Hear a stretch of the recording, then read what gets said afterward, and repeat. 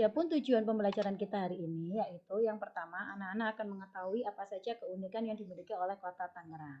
Yang kedua, anak-anak juga akan mengetahui keunikan yang dimiliki oleh Kabupaten Tulungagung. Nah, yang pertama, Tangerang.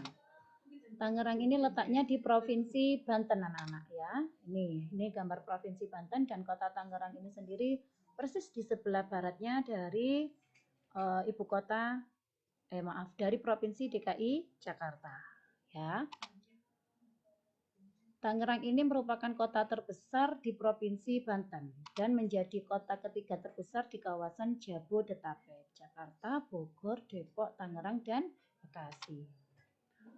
Nah, kota Tangerang ini anak-anak dikenal dengan julukan kota 1000 pabrik. Apa maksudnya kota 1000 pabrik? Karena di Tangerang ini banyak sekali berdiri pabrik-pabrik ya, baik pabrik dari milik negara Indonesia sendiri maupun pabrik dari milik negara asing ya.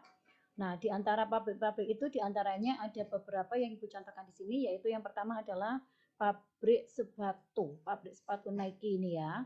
Kemudian yang kedua ini adalah pabrik sepatu Adidas. Nah, yang anak-anak ketahui sendiri bahwa merek Nike sama Adidas ini cukup terkenal, dan sepatu-sepatu ini juga diekspor ke luar negeri. Nah, yang berikutnya ini adalah pabrik ban ya, pabrik ban. Kalau ini motor ya, ban motor. Sedangkan yang kedua ini adalah pabrik ban pabrik ban GT Radial ya, dari PT Gajah Tunggal namanya. Jadi di sini sebenarnya ada pabrik motor, juga ada pabrik satunya ban mobil. Nah, berikutnya selain ada pabrik-pabrik tadi hingga dikenal sebagai kota 1000 pabrik, Tangerang ini juga dikenal dengan bangunan-bangunan tua yang ada di wilayah Tangerang itu sendiri. Adapun beberapa contoh bangunan tua itu, yang pertama adalah Museum Benteng Heritage. Nah, ini yang disebut Museum Benteng Heritage dengan arsitekturnya Tionghoa ya anak-anak ya, karena cukup banyak etnis Tionghoa itu yang tinggal di wilayah Tangerang. Nah, Museum Benteng Heritage ini sendiri awal mulanya itu berupa rumah biasa dengan etnis Tionghoa, arsitekturnya Tionghoa, tetapi kemudian setelah sekian lama ini akhirnya direstorasi atau diubah fungsinya, bukan lagi menjadi rumah tetapi menjadi restoran dan juga menjadi museum. Nah, untuk restorannya itu ada yang di lantai bawah ini, kemudian untuk museumnya itu sendiri ada di lantai 2. Nah, ini Museum Benteng Heritage.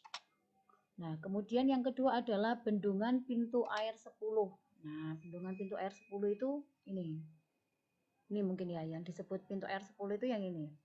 Nah, Bendungan Pintu Air 10 ini juga unik dan tua, dibangun pada tahun 1927.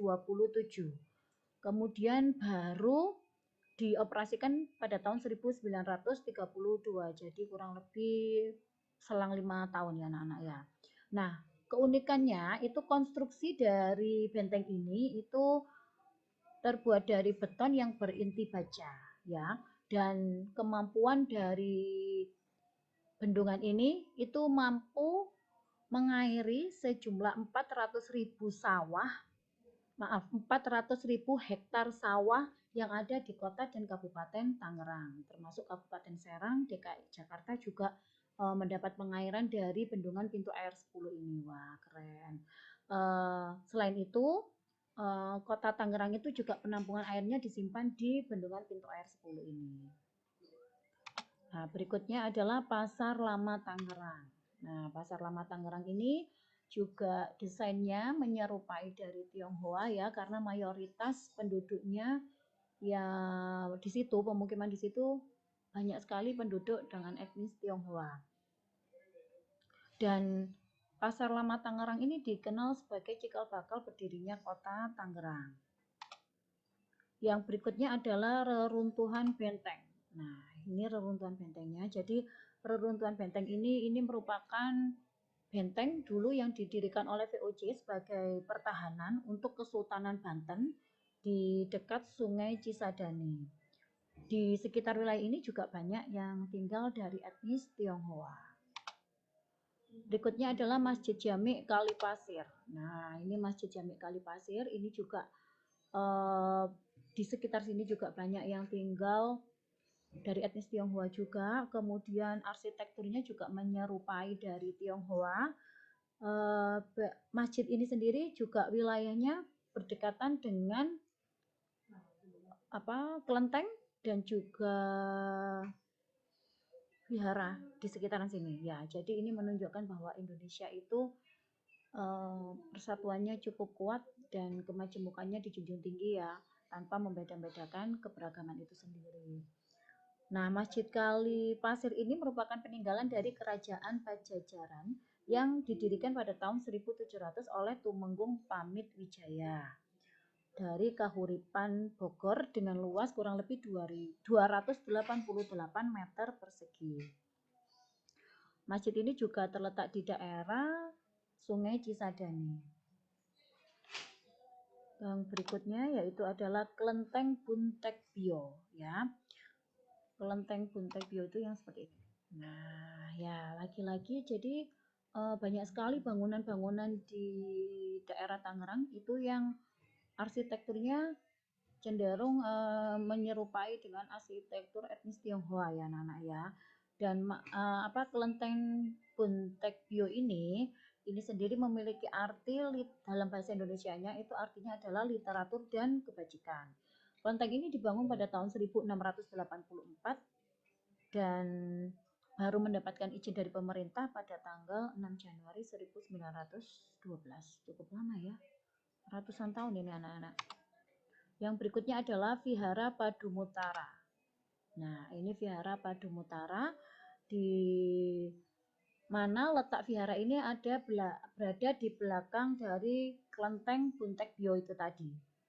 Dan di sini pernah diadakan penyulutan 1000 lilin. Penyulutan 1000 lilin sebagai persembahan yang tepatnya dilaksanakan pada tanggal 18 April 2015. Termasuk di situ juga terjadi penggalangan dana ya, yang kemudian digunakan untuk kegiatan sosial di beberapa kota.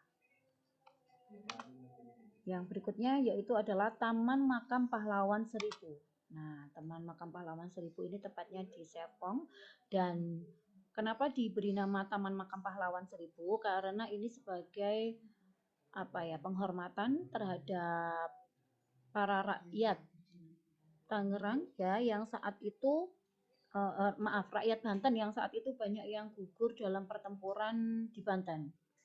Makanya diberi nama Taman Makam Pahlawan 1000, di mana yang gugur mencapai ribuan orang. Nah, dari Tangerang sekarang kita jalan-jalan menuju ke Provinsi Jawa Timur, tepatnya ke Kabupaten Tulungagung ya.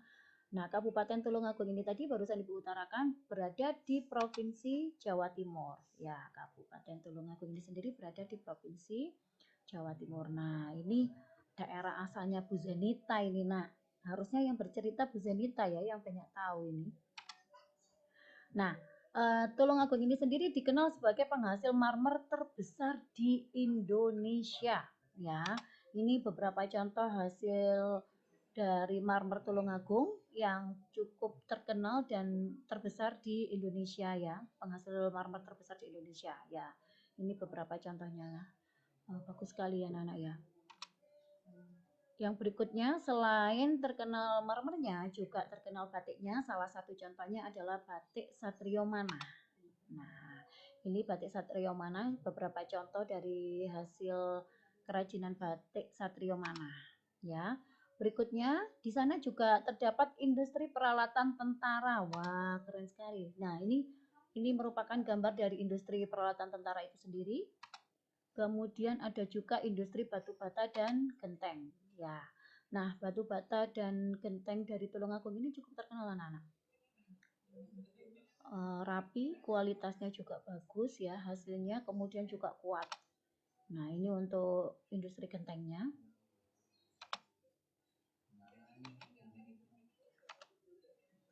selain ada beberapa industri tadi, di Tulungagung juga terkenal dengan objek wisatanya. Di antaranya di sana banyak sekali pantai, tetapi di sini Ibu ambil contoh satu pantai saja yang sudah terkenal sejak lama, yaitu yang disebut dengan Pantai Popoh. Nah, di Pantai Popoh ini anak-anak banyak sekali ya perahu-perahu, karena Pantai Popoh ini juga terkenal menghasilkan ikan, terutama ikan asapnya ya anak-anak yang terkenal dari sana. Jadi kalau sudah jalan-jalan ke Pantai Popoh, rugi sekali pulangnya nek bawa ikan asap. Ya. Kemudian ada Candi Dadi. Ya, Candi Dadi atau disebut juga Candi Sanggerahan ini. Nah, ini adalah gambar dari Candi Dadi itu sendiri. Dan berikutnya ada Candi Gayatri. Nah, ini Candi Gayatri ini ada di Boyolangu anak-anak. Sama Candi Cungkup ya. Nah, selain ada industri tadi, ada objek wisata, ada juga wisata budaya. Nah, kaya sekali ya Tulungagung ini.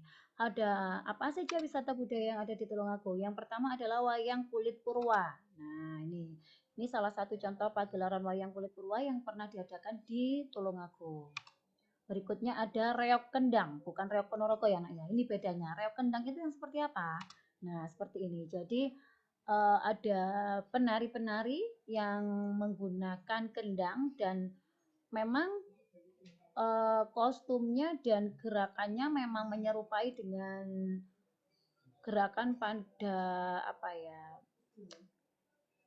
warok dan jatilan reok ya. Tetapi di sini menggunakan properti tarinya berupa kendang, makanya disebut dengan reok kendang.